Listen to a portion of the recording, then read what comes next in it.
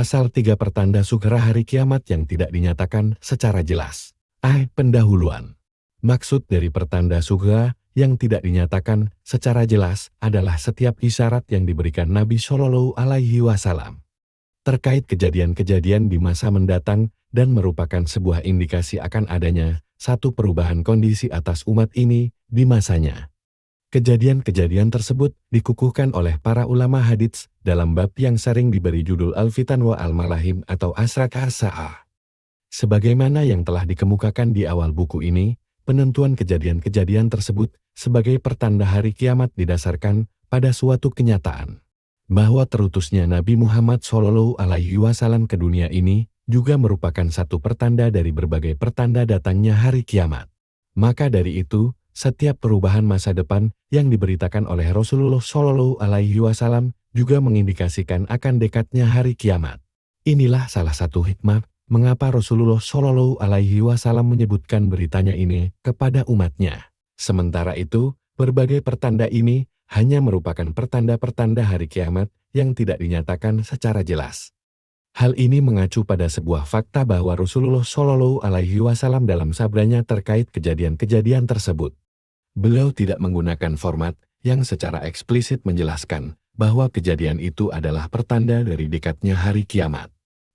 Pertanda-pertanda yang disebutkan oleh Rasulullah Shallallahu Alaihi Wasallam. Pertanda ini sesuai dengan hadits Nabi Shallallahu Alaihi Wasallam mempunyai dua sisi sudut pandang. Mengadopsi sistem Romawi atau Persia dalam menjalankan sistem pemerintahan dan tatanan hukum. Dari Abu Hurairah radhiyallahu anhu, bersabda Rasulullah Shallallahu Alaihi Wasallam, hari kiamat tidak akan terjadi sehingga umatku ini mengadopsi sistem pemerintahan umat generasi sebelum mereka sejengkal demi sejengkal, sehasta demi sehasta. Maka ditanyakanlah kepada beliau, ya Rasulullah, apakah mereka itu seperti bangsa Persia dan Romawi? Beliau menjawab, ya. Siapa lagi manusia itu, kalau bukan mereka? Al-Bukhari, Al-Iltisam, Hadits Nun, 7319. Maksud dari Al-Ahzu dalam konteks hadits ini adalah perilaku atau pola hidup. Dalam penggunaan kalimat Arab dapat dicontohkan dengan redaksi berikut, Ahadza fulan bi'adziyas fulan. Maksudnya, Sara bisiratihi si fulan berperilaku atau mengadopsi perilaku si fulan yang lain. Penjelasan hadits di atas menjelaskan bahwa umat Islam akan mengikuti pola hidup yang dianut oleh bangsa Persia dan Romawi. Redaksi hadits yang disabdakan oleh Nabi Shallallahu Alaihi Wasallam mengacu kepada sistem politik dan pemerintahan yang akan diadopsi oleh umat Islam. Oleh karena itulah para sahabat yang tanggap mengenai hal ini mengemukakan sebuah pertanyaan. Apakah hal itu mirip dengan pemerintahan orang-orang Persia dan Romawi? Yang mana pada saat itu merupakan kekuatan politik terbesar atau dua sistem pemerintahan yang sedang menghegemoni di dunia. Bahkan pertanyaan inilah yang dibenarkan oleh Rasulullah Shallallahu Alaihi Wasallam. Hadits ini sama sekali tidak bertentangan dengan hadits yang akan diketengahkan nanti terkait pembatasan makna. Bahwa yang akan ditiru oleh umat Islam adalah cara berinteraksi dengan ajaran agamanya sebagaimana orang-orang Yahudi dan Nasrani berinteraksi dengan ajaran agama mereka. Sebab dalam konteks hadits yang akan diketengahkan itu, arah yang dimaksud berbeda dengan hadits yang kita bahas sekarang ini. Dengan demikian dapat disimpulkan bahwa yang ditiru oleh umat Islam akhir zaman adalah cara pemerintahan atau sistem politik Kisra dan Kaisar dalam menjalankan pemerintahan negara. Sedangkan dalam berinteraksi dengan ajaran agamanya, umat Islam akan meniru cara interaksi orang-orang Yahudi dan Nasrani. Baik dalam masalah ajaran pokok atau masalah percabangan dari ajaran pokok tersebut. Redaksi hadits di atas memang mengarah kepada pengertian seperti ini. Hal inilah yang diindikasikan oleh karinah instrumen dalam redaksi hadits tersebut. Yaitu setelah memperhatikan perbedaan pertanyaan sahabat dalam dua redaksi yang sama-sama membahas pengadopsian perilaku umat Islam kepada perilaku umat-umat sebelum mereka. Jadi jika yang dimaksud dengan pengadopsian umat Islam terhadap sistem politik maka yang dimaksud adalah sistem pemerintahan yang dijalankan oleh bangsa Persia dan Romawi. Sebab saat itu para sahabat memang telah mengenal bagaimana bangsa Persia dan Romawi menjalankan roda pemerintahannya. Jika yang dimaksud pengadopsian itu berkaitan dengan cara berinteraksi dengan ajaran agama, maka yang dimaksud adalah umat Yahudi dan Nasrani. Sebab dua umat itulah yang akrab dan dikenal oleh para sahabat pada waktu itu dalam masalah ini. Hadits di atas merupakan salah satu hadits yang paling komprehensif dalam menjabarkan pertanda sugeri yang erat kaitannya dengan sistem politik umat Islam.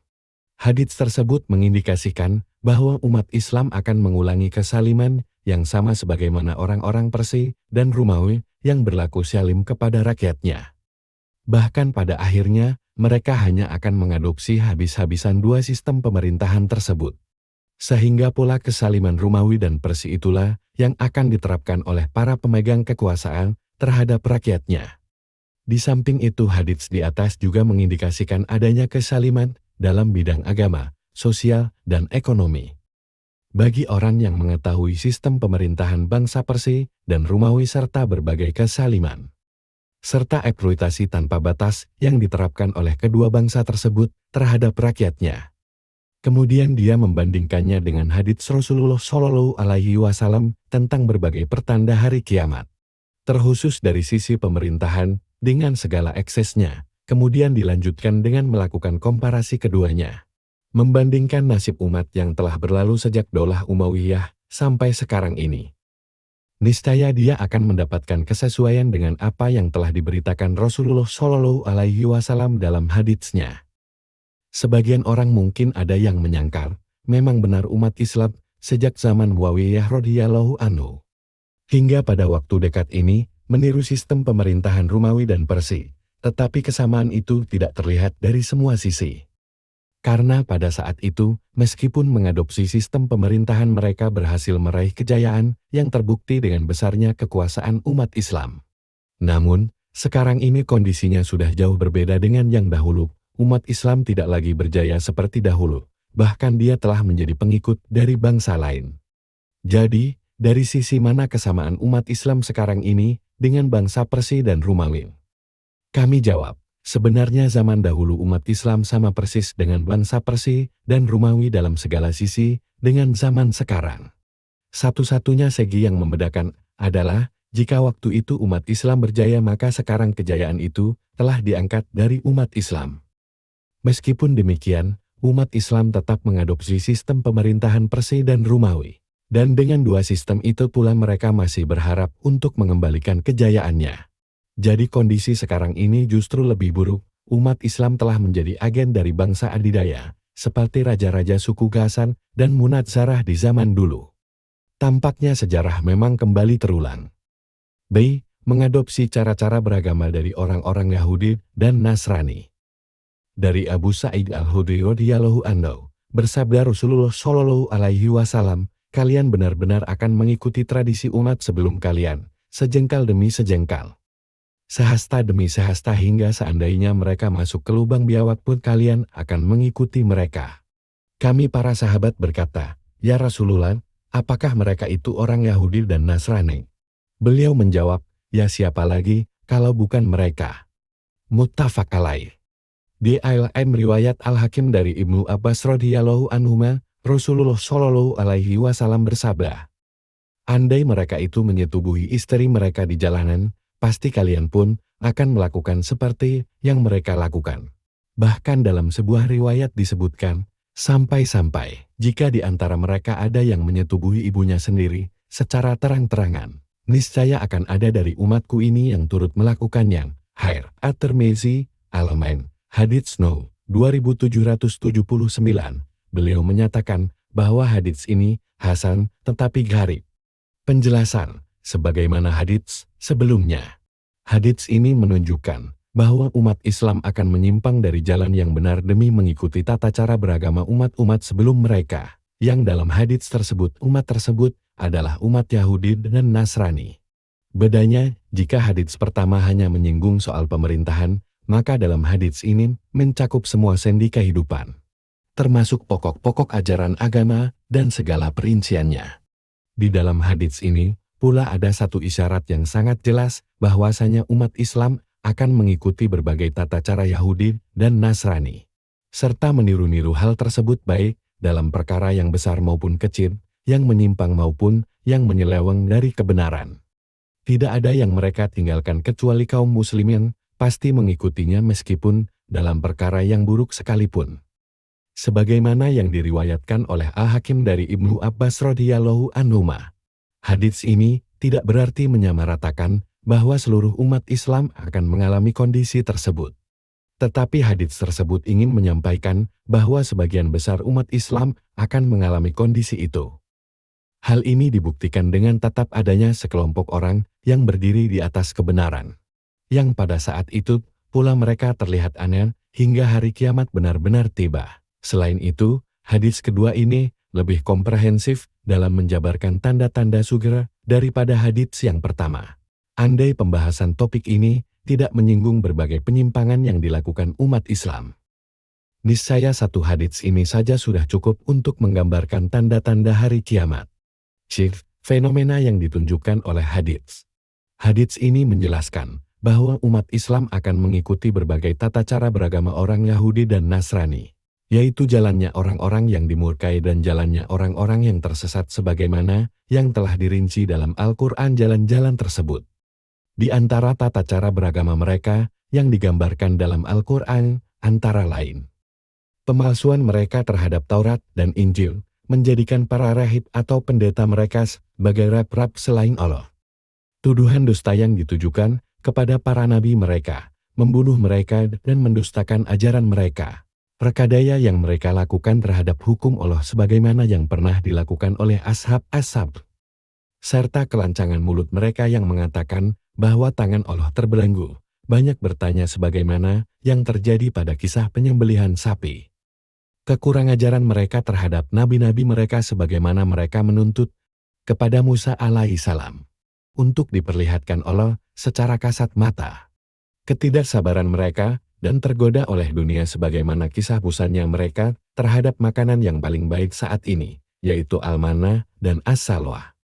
Menjadikan kubur nabi mereka sebagai tempat ibadah, serta meletakkan gambar-gambar dan patung para nabi di tempat ibadah mereka. Hati mereka yang keras dan sulit dipersatukan.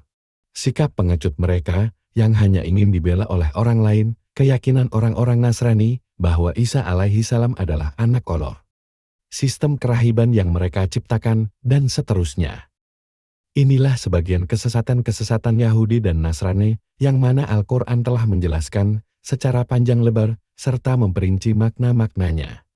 Dan inilah pula yang dapat disaksikan pada umat Islam sekarang, sebagaimana yang kami uraikan dalam berbagai tanda hari kiamat pada pembahasan berikutnya. Jika seorang Muslim membandingkan antara yang ada pada Al-Quran dari perincian-perinciannya dengan perjalanan umat ini Yahudi dan Nasrani, dengan berbagai penyimpangannya serta akibat dari penyimpangan tersebut, kemudian dia bandingkan semua itu dengan kondisi umat Islam. Sungguh telah cukup baginya satu kesimpulan yang amat jelas bahwasanya apa-apa yang telah dan akan menimpa umat Islam tersebut, termasuk tanda-tanda surga di antara berbagai pertanda kiamat, dan tetap demikian adanya sampai hari kiamat benar-benar terjadi. Menurut pandangan kami, satu hadits ini saja memerlukan penjelasan hingga berlembar-lembar halaman. Dan dalam pembahasan ini, jelas-jelas tidak mencukupi untuk berpanjang lebar. Karenanya dalam kesempatan ini, kami hanya meringkas beberapa bagian penting untuk sekedar memberikan beberapa gambaran mengenai fenomena ini. Pertama, orang-orang Yahudi telah merubah teks-teks sebagian kitab suci dari hakikat yang sebenarnya, serta mempermainkan kalamullah dan wahyu-wahyu selainnya. Dan telah didapati pada tubuh umat Islam adanya upaya untuk mengadakan perubahan teks-teks kepada maksud yang tidak semestinya.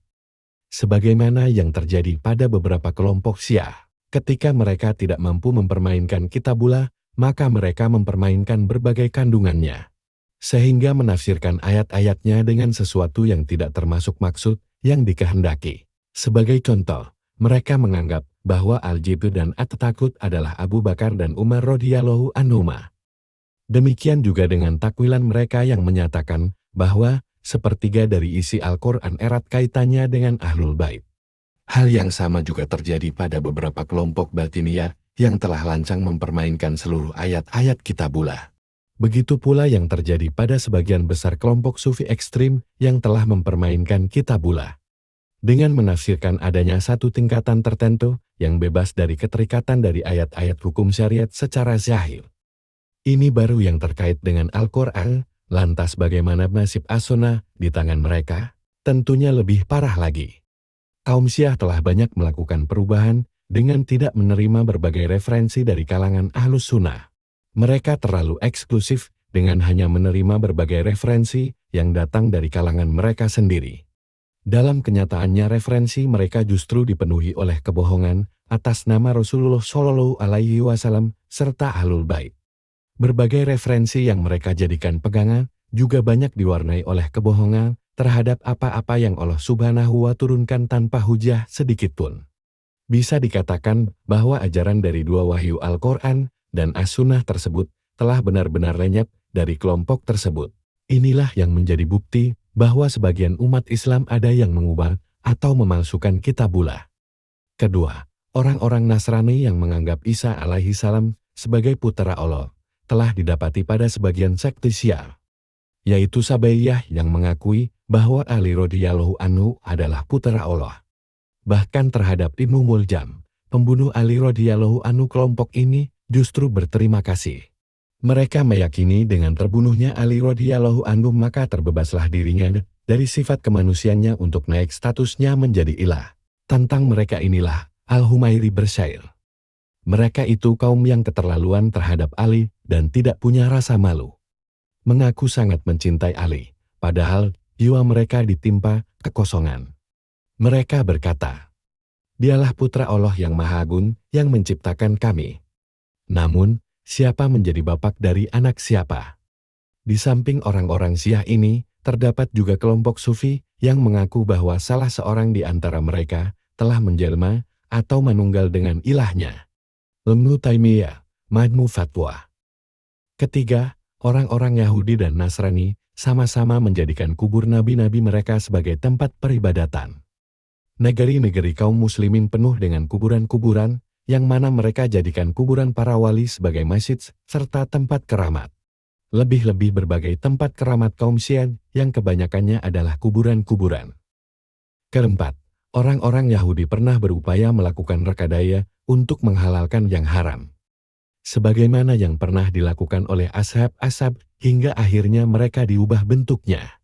Hal yang sama juga dilakukan oleh sebagian besar umat Islam. Mereka telah menghalalkan sebagian besar perbuatan-perbuatan yang telah diharamkan, baik di masa dahulu maupun sekarang. Mereka dengan serentak menghalalkan hamil, sutera, dan musik. Tentunya, sebagai konsekuensi atas apa yang mereka perbuat. Mereka juga akan mendapat hukuman pengubahan bentuk sebagaimana yang pernah dijelaskan oleh Rasulullah Shallallahu Alaihi Wasallam. Kelima, orang-orang Nasrani telah menciptakan bid'ah, yaitu satu sistem biara selebat atau kerahiban yang bertujuan untuk mengharapkan kebaikan, jalan pintas dalam agama, dan mencurahkan diri hanya untuk beribadah. Padahal bid'ah ini sama sekali tidak mengantarkan mereka kepada keselamatan bagi mereka. Bahkan mereka semakin terpuruk dalam perbuatan melewati batas dan kesesatan yang dibuat-buat.